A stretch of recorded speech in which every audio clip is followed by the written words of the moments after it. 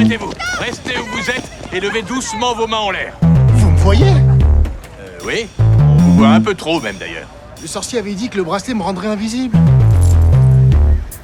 Alors, il a jeté le sac. Non, ne les posez pas.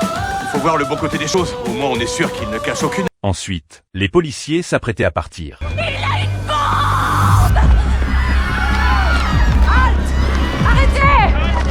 Il lui a ordonné de ne plus bouger, car il tenait une bombe dans sa main. Nolan lui a demandé de poser l'engin explosif.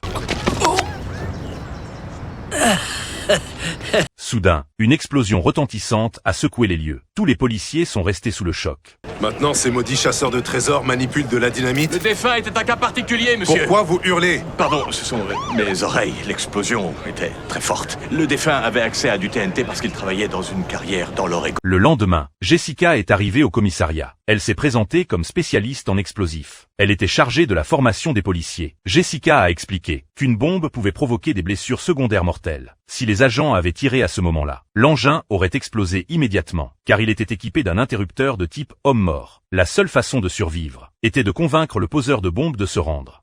Mais, pour ça, vous n'avez droit qu'à 10 mots. À vous. Plus tard, Jessica a organisé un exercice d'entraînement. Elle a demandé aux policiers de s'entraîner à la négociation. Mais... Wow, vous avez lu mon livre? 2 fois. Oh. Eh bien, moi j'ai lu votre dossier. En fait, j'ai lu tous vos dossiers, mais il me semble que vous n'avez aucune expérience qui explique votre aptitude à communiquer de cette façon. D'après vous, d'où vous vient cette faculté? J'imagine que c'est grâce à la formation de l'agent Bishop et du sergent Gray. Boum. Vous avez trahi ma confiance avec une réponse politiquement correcte. Notre relation est fichue et cette pièce est digne d'un film d'horreur.